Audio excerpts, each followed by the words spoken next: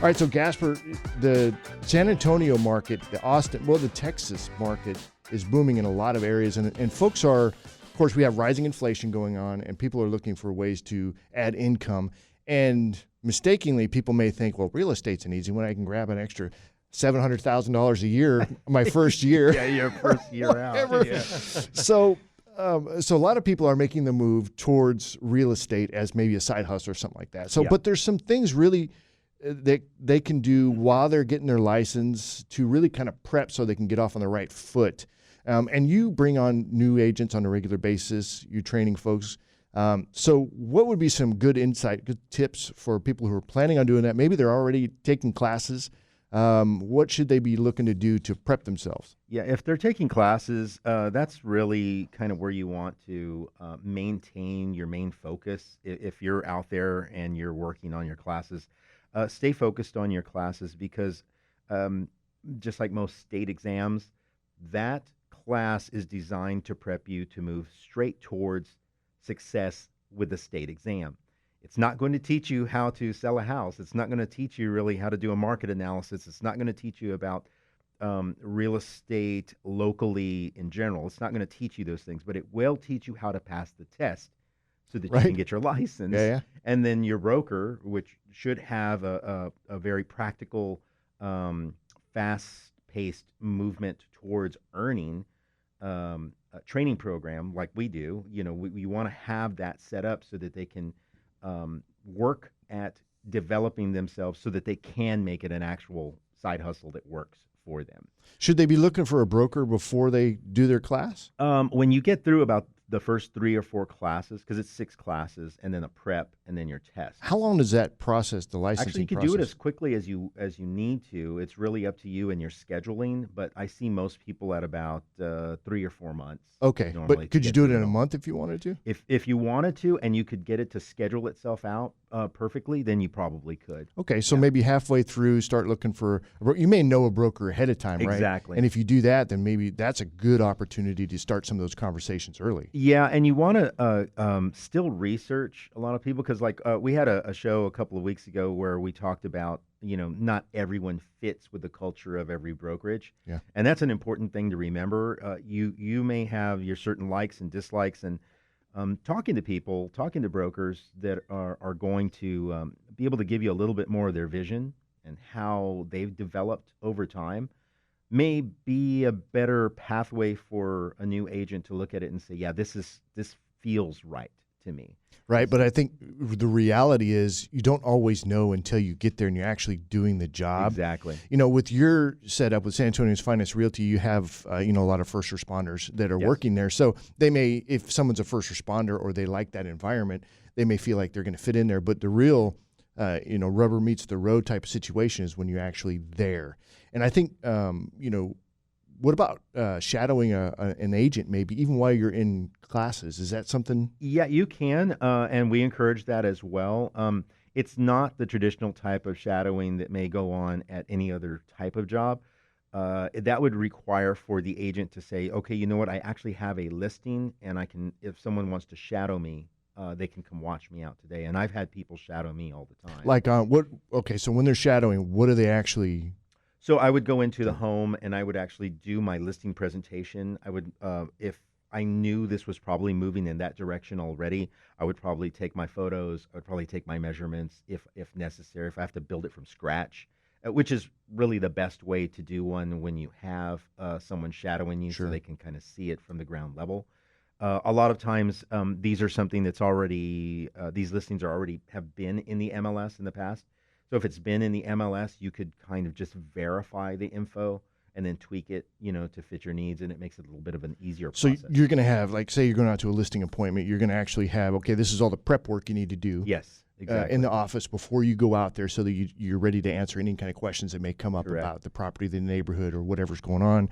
And then you go out there and then you're showing them the steps. Hey, or they get to watch. Yes. Step 1, with step all 2. our checklists and everything else in place. I normally make them my scribe, and then I walk them through, and I'm doing everything. It makes it a lot easier, and then they're learning as they're going along, filling out all the data. So what about the showing, like either a private showing or an open house?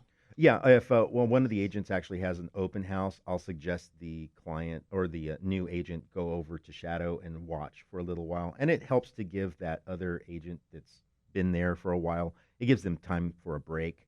Maybe they have to step out and do something. And we normally do two agents active at a time so that you have the ability to do that break. Plus, there's just a security type of aspect that we want Sure. to do as well. So we always encourage two agents to be on our open houses. But that also helps whenever they can run and get lunch or whatever they need to do, depending on how long they're going to do it. Yeah, and the marketing steps too, as well, for the open house. Yes. What kind of stuff is Yeah. going on? Yeah, because they may have to drive a block away to put directional signs and their balloons and all the little fancy stuff that tries to drive people over to the house. Yeah. And then of course you have to dress the front of the house a little bit so people flock towards that area, because you want the neighbors to do that too. You want the neighbors to come in. It's funny because neighbors normally want to come in there, but they just want to see how their neighbor lived. They want to see their neighbor's house more than they actually are absolutely. interested in buying. Which can work. I mean, that can definitely work. Yeah, because they get family members to move in, near them. Okay, and then so what about everything's going to social media? I'm going to talk about this a little bit later as well. So cleaning up your social media a little bit, right? Because if you're posting stuff that may be controversial, I mean, you just want to kind of, it's more than just, we'll take a new profile photograph or whatever, which may or may not even be necessary, but people need to kind of clean up. That's something Absolutely. Yeah, especially if you are thinking about going into this business.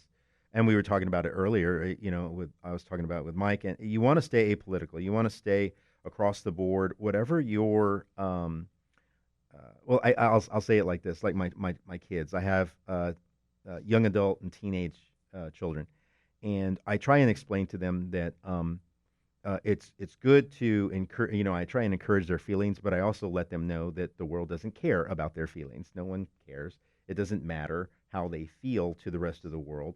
What they have to understand is in the business world, in the real world, what you have to actually apply is something that is the actual product. You want someone to actually appreciate you for the work that you're doing. You want someone to appreciate the professionalism that you bring to the table. And we've kind of gotten away with that, and we've kind of tied everything in to a political motive. And the perfect example is Disney. Look at what Disney has done, and look at the backlash that Disney is now having to deal with. And it's going to get worse. And it's only going to get worse. And we've seen this type of atmosphere happen when people just wanted to go see the mouse. That's really what it was truly about. I know that's why I took my kids there. I was like, let's go check this out. This is going to be a great thing. And we loved it.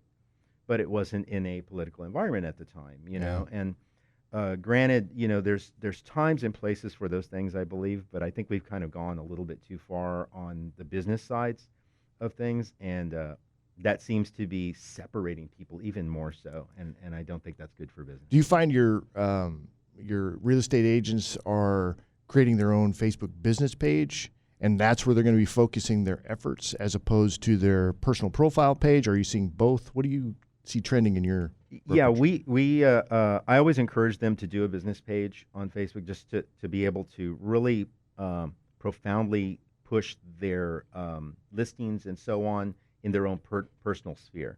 And I want them to do that, obviously, so that they can continue to grow. But there's a little bit of magic that has to happen with that as well. If you don't ever try and push that business page out so that people are following and liking, you're speaking my language now. Now you've got 6 people looking at the house that you, and they're the 6 people that you sold a house to in the past anyway. So it doesn't really go anywhere. Exactly, and that's more prevalent than people realize. It's the people who are liking your posts, the 1 or 2 people that are liking them every time you post it. They're not your customers. Yes. Exactly. Not really. Yeah, they're supporters, they're friends, they're comrades. Yeah. But they're not going to buy a house, or anything else. It can be any subject, it can be any matter, But we want to make sure that they're understanding that there has to come that growth with it. So I'm always encouraging my agents that you've got to push you every day just a little bit and say who am I going to socially friend on social media today. Because that's part of this. The bigger your sphere, the better opportunities that you're going to have. Mm-hmm. And many of them follow it, and some of them just don't. And it's kind of sad because I go back and I look and I'm like, man, you're posting great stuff, and all 15 people are going to really enjoy taking a look at that, you know. Yeah, folks will talk about this in a little bit, but the most small businesses, they get it wrong.